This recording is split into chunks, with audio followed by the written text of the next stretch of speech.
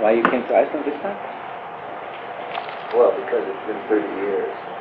My wife and I were here. We were here in '71 for almost 4 months because Canada was responsible to help with the foundation and the NSA. We had only one NSA in Iceland. January. We needed 4 by Rizwan, which was incredibly impossible. So the NSA of Canada sent us over and created a little committee to coordinate all this effort. And miraculously, through Bahá'í, we succeeded. Certainly it wasn't our own doing because we couldn't have accomplished it. And so I wanted to come back, and in many years I wanted to come back to Iceland. It's difficult to break your trip here, especially if you've got good flight arrangements all the way to New York or Toronto or someplace. And this opportunity came up because I was going to Scotland and Ireland, and I thought it was the Faroe Islands, and then I thought it was the 30th anniversary, so I came. So is that a personal tribute to your wife? Yes, because she did all the really hard work. She was the secretary of this coordinating committee, and the biggest problem wasn't even getting the pioneers or getting the literature or getting the publicity. The biggest problem, the typical Baha'is, was that we had Icelanders and Canadians and Germans and Swedes and British and God knows who else, with 100 different ideas of how anything should be done. And we had 3.5 months to do it, to do a job that was impossible. So there was tremendous tension, and she was the secretary of it, and she really, she was a heroine. Why did it, why did you only have 3.5 months? Because typical Baha'i laziness. Everybody had left it. The Canadians left it to the Icelanders left it to the Canadians, and finally we snapped awake and realized that we had 3.5 months.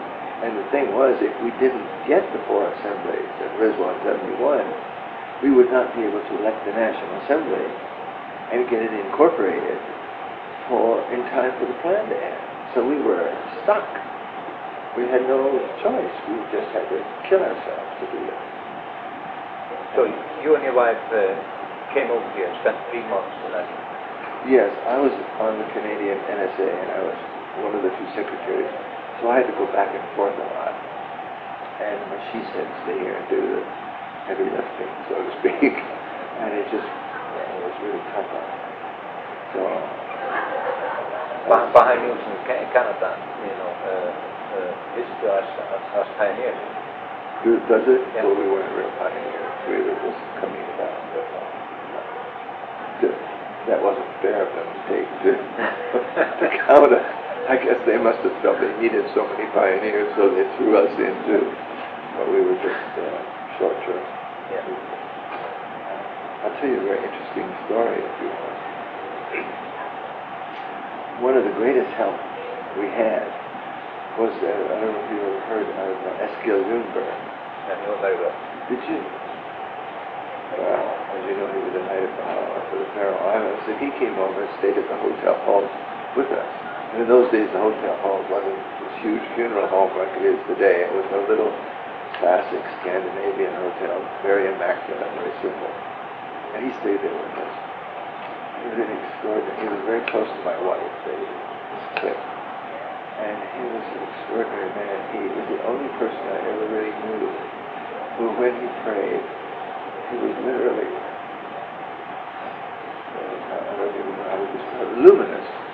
Just like it was light. So, anyway, I came home from Toronto. I came back from Toronto one time, and my wife was a basket case because she had all these pressures on her. And she hadn't slept more than an hour a night for 4 or 5 nights. And she was going to be sick. I was desperate.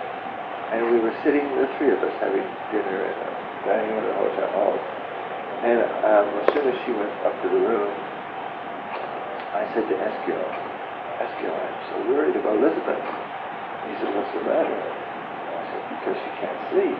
And he said to me, well then, a very quiet voice, he said, well then I will pray for her and she will sleep. And I thought, well, that's all very well, but I've been praying and she isn't sleeping.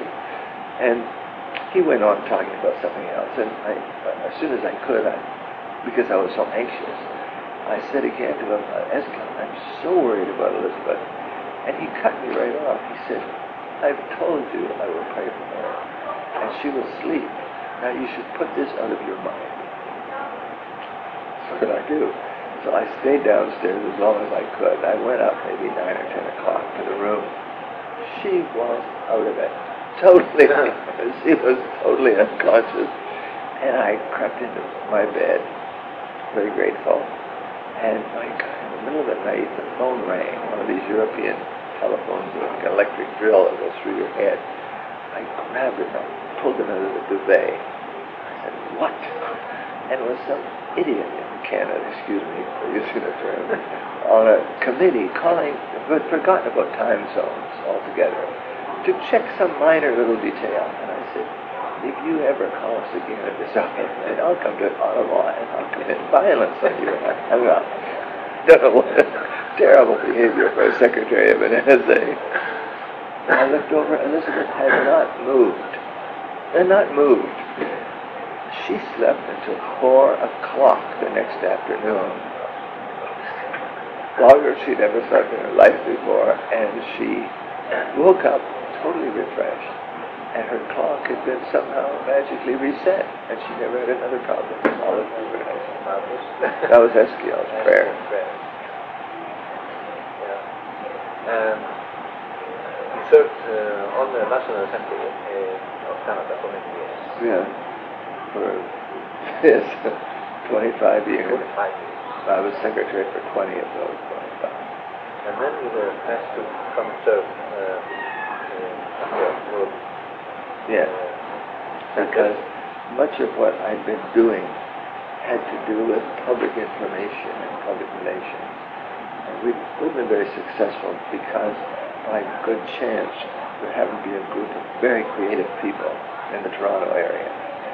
I mean, Mona was that, that little video, and a lot of other things that we did. So that was decided, thinking maybe that I was the one who was doing this instead of being a member of a group. So they invited me over to be Director General of this new Office of Public Information. And we created branches in Paris and London and Hong Kong, places that we needed to have access to the media, international media. And so I served there for about 7 or 8 years. Oh, and yes. 7 years, I guess, because we had thought of going for 5 years. But then, at the end of the 5 years, the World Congress was coming, and the House of Justice gave her the job of working with John Calvin on creating this big Bahá'í pavilion. And they gave me the job of doing the storyline for the Congress program. So we were totally, that's all we concentrated on for 2 years. And I was getting ready to come home at the end of that to Canada again. And then I was elected very suddenly, as you can imagine. I think my wife had she didn't know what she had a presentiment of, but I remember we were walking on the beach one day in the winter of 92, 93. And I said, look, Elizabeth, time has come to go home. We've done the Congress, we've done our 5 years. Let's plan to be back in Toronto in May. And she said, I don't feel right about this because that's testing Baha'u'llah. And I said, how is it testing Baha'u'llah? And she said, because you're basically going to just go and tell the House. They invited us, and you're going to tell them we're leaving. And I said, no, we're going to consult with them. She said, no, you're going to tell them. And that's spiritually wrong. I thought, what can I do? So I thought, well, I would, she hated Toronto, but she loved Vancouver Island on the west coast. So I began looking for I had a friend in Victoria. Began looking for condos. We kept our condo in Toronto. Could trade and buy a condo in Victoria. And I had a whole sheaf of these things I was going to show her right after the convention. I'd say, look, you've got a chance now. And then I got elected. What did Elizabeth think of that? What did we? What did Elizabeth think of you being elected? She, well, first of all, we were sitting there in the thing, and I almost didn't get in, as a matter of fact. A delegate came and kicked me out of my seat because I was just staff, and I was leaving the building. And she had an Israeli film crew that she was directing.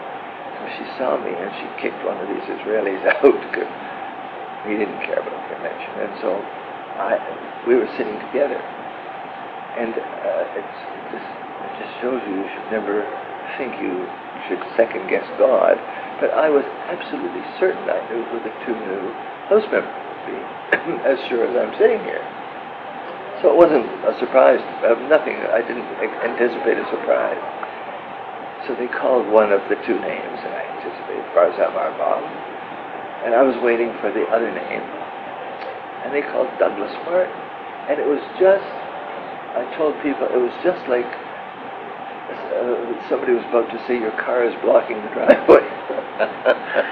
Something like that. And I didn't register. It didn't register to me that I was the ninth member. And I looked, Elizabeth began pulling in my sleeve, and she was crying. She was crying? Oh, yeah. And she said, you have to get up and go on the stage. And it was only then that I realized. And so she said, don't worry, I'll support you.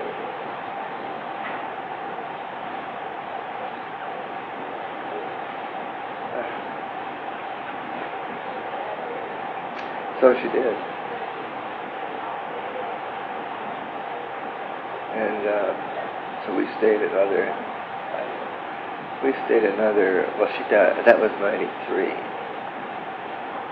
She died in 99. She was a very unusual person. She was, unlike me, she was very unsentimental. She was very intellectually, very sophisticated person. And when she discovered she had cancer, she took it, I was just devastated by it. She took a totally philosophical attitude. She said to me, well, if this is the way Baha'u'llah wants me to go, that's the way I've had a good life, why should we? And so I thought, well, if she could cope with it, why can't I cope with it?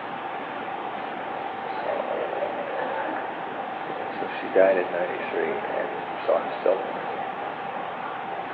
You were supported? Do I feel? Her support still? Oh yeah, much more than physical life. It's something like this happens very close to you, and it forces you to either you sort of fall apart or get all angry or whatever people do, or else you face the spiritual reality. And to me, it's been I'm way more conscious of it. And not just conscious in my own mind, but things happen that you could not explain. There's no way you could possibly explain them. And I think of myself as a very rational person. So I wasn't prepared for these things to happen. Totally unprepared. But they did. They did happen. They do happen still. I sense that you have did lots of extremely much that you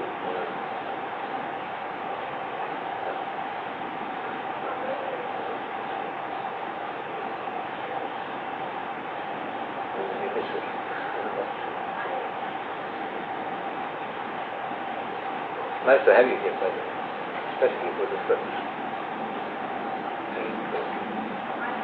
Your homage to my life of course.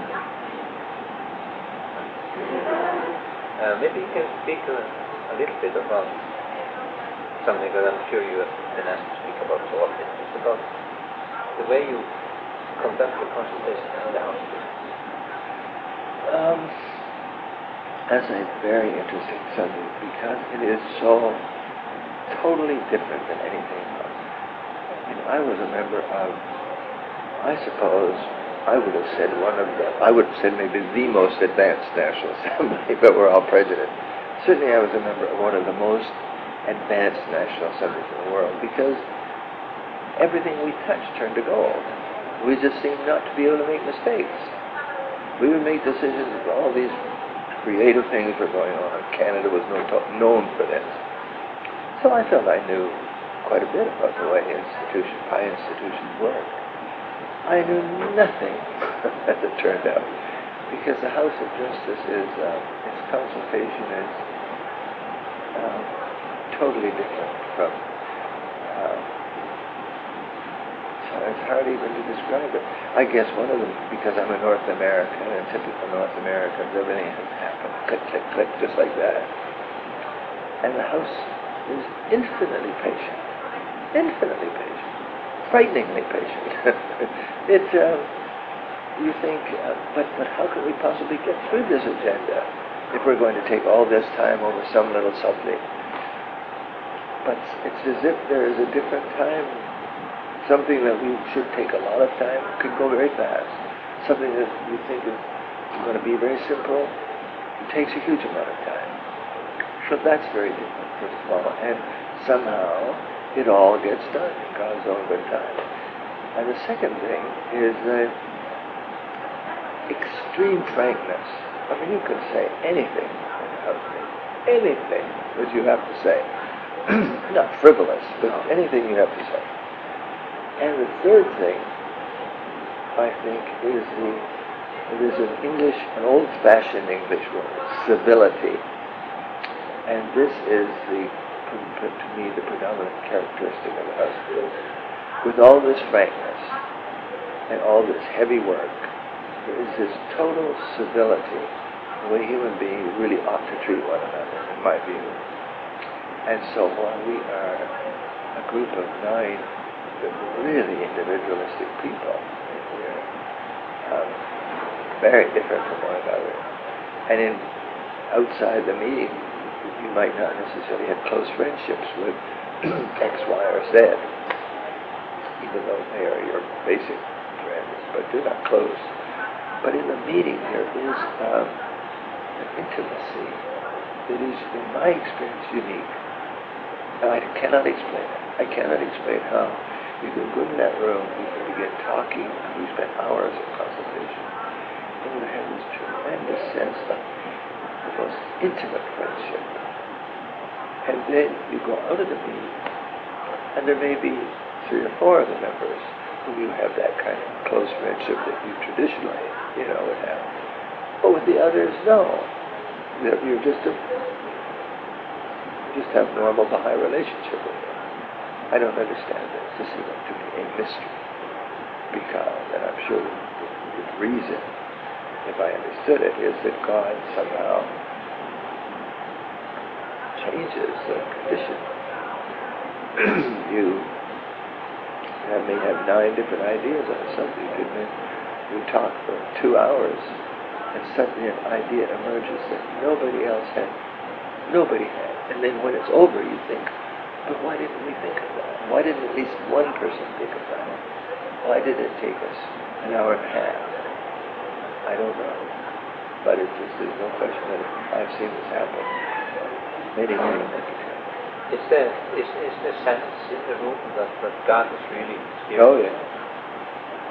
Well, yeah. But it's not a solemn kind of thing. There's a lot of joking and informality and so on about it. But it is, you're aware of God. You're aware of God's presence all the time. It exercises control on you, and it also frees you at one and the same time. It disciplines one thing and frees other things. Do you bring guests into your chamber? Yeah. And especially counselors, because the House wants to understand firsthand what's going on, say, in Southeast Asia, or in West Africa, or in Central South America, or something like that. So the counselor comes in, and you've read all the reports, so you know the information, but we talk to them about it. You get you know what it's like. You get a much livelier awareness of the real condition than just paper reports. A couple of issues that I might want you to ask, but are not related to it. One is also for children. For which? For the children's issue. And I wanted you to speak, maybe in sort of to them, about the promise of the lesser peace. I speak to children. Yeah. No. Yes. I don't feel I'm the right person to talk to children. No. I don't feel I understand children well enough. As they say, some of my best friends are children, but it doesn't mean that I feel I know how to communicate with them. I know we all have our limitations. This is one of mine. Okay. Maybe you can do it for the apple. On the promise of well, I think, you see, our big problem is we live for only 70 years or 80 years, whatever it is. And so we are locked into this, we've blinkered into this narrow time frame. We do not think in terms of historical time. Okay. So the idea, the lesser peace, therefore, must come zing like that. Okay, maybe it's not 1 year, but it should be 10 years. Because after all, we've only got 70. We don't think, I've only got 70 years, I want the lesser peace to pretty well get established while I'm around to see it. But that's the frame of reference that automatically we think in. But that's not God's frame of reference. And so I believe the lesser peace began really the Guardian says the first intimations of it came with Woodrow Wilson's League of Nations, because this was a revolutionary conception. And they killed him, really. I think wicked men, the leaders of Britain and France and the Congress and the United States, they killed this man, this visionary. And even today you read, I'm a historian. Pardon? Woodrow Wilson was the president of the United States, and he's mocked. But of course, historians change. History gets revised constantly, so you needn't pay any attention to this rubbish, because new generations of historians will rediscover Woodrow Wilson and see him in a different light. And presently, he's seen as a narrow Calvinist who tried to enforce it. Who cares? In any event, this conception of a League of Nations in which nations would get together to bring about peace on earth. And he tried very hard to have Article 10 adopted, which would have provided teeth in the whole thing. But this was aborted by this opposition. So you saw the idea begin to percolate in human minds, and it affected human thinking. It didn't affect events of history, but because of everything, Mussolini invaded Ethiopia, and Japan invaded Manchuria, and Hitler invaded anybody he could invade, and so on. So it didn't affect political life, but it began to change the thinking of some of the most creative and influential people in the world, so that when World War II came along, and the United Nations was created, teeth were put in it. The Security Council was created with the power to do things. Now, the Security Council was too unused to the world was too unused to the idea to actually exercise the powers. But gradually, over the second half of the century, it began slowly to exercise them. There were disasters like Somalia, there were disasters like Kosovo, and so on. But there were tremendous successes like the Gulf War. Who cares whether there's how many successes, how many failures? The point is, the world was going in one direction, and it simply made a right-angled turn in the 20th century. And while that was going on, the Baha'is performed this miracle.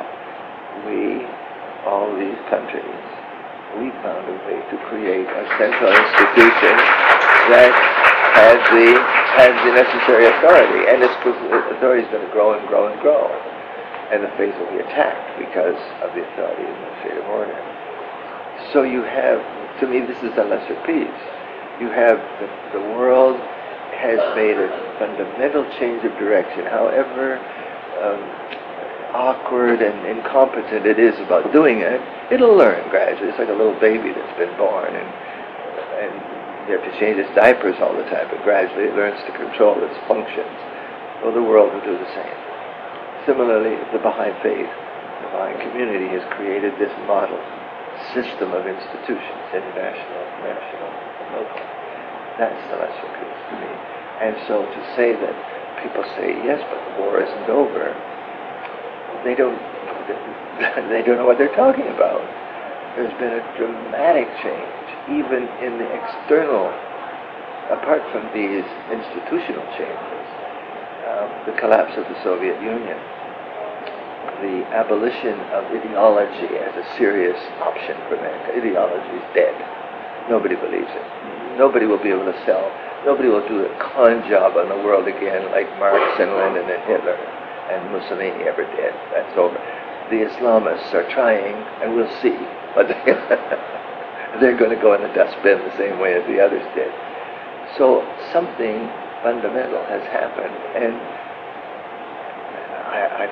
I see the fact that war of the kind we used to know is over, which doesn't mean that the period we're going into of the lesser peace is going to be heaven on earth. It's going to be a very, very painful, disruptive. It just won't be the kind of condition we had before. But as international institutions begin to exercise their control over human behavior and the behavior of governments and corporations and every other organization, this will be very painful for many people. And it will be encouraging, I think, to a lot of people to see the Bahá'í community, because it isn't painful for us at all. I mean, it's no more difficult for me to think, I'm a Canadian, let's say. It's no more difficult for me to think of myself as a citizen of the world than it is for me to think of myself as a Torontonian. Just because I'm a Torontonian and he's from Montreal and she's from Vancouver doesn't prevent us from all being Canadians. Similarly, just because somebody's German or French or Japanese doesn't prevent us from all being citizens of the world. And the Bahá'í model is going to look more and more encouraging. I wasn't going to say persuasive, but encouraging. Because when people start to lose heart that this can ever work in the non-Bahá'í world, then nobody's going to be able to argue with the fact that there is a model that is working, and it's growing. Every year it gets bigger, it gets more successful, it gets more integrated, it gets happier. And you can't argue with success. So I think these two things are converging. And that's the lesser piece. The long process. Let me add one other thing, Kevin. A lot of us, probably everybody in this room, were brought up in a Christian background, whether we were Christian or not. Christianity was a religion in which everything, or the phrase in Christianity is, the faith delivered once for all to the saints. That was it. God gave it. Finished. Finita la musica. From then on, it's just you apply it. By missing Islam, we missed something vital. We missed the whole idea of process. To the Muslim world, process is a normal part of life. To the Western world, process is something that's taken us wars and catastrophes and everything else to begin to deal with. And so, when we think about the lesser peace, we're in danger of having that infantile Christian, from one day to the next mentality, defining the lesser peace, instead of this idea of process. And it wasn't really until the theory of evolution, with Darwin and the whole evolutionary concept, made it scientific that we began to be willing to take it seriously. We didn't come to it through religion. We came to it through science. I'm sure the children will love that. You see why I don't feel that. Yeah, no problem. They will understand. The reason why I asked it is because it was addressed in the discussion. And since then I've been hearing different things coming to sharpen it a little. It's possible. Well, I think this is going to be as much space as we can do, you know. So quite a bit more.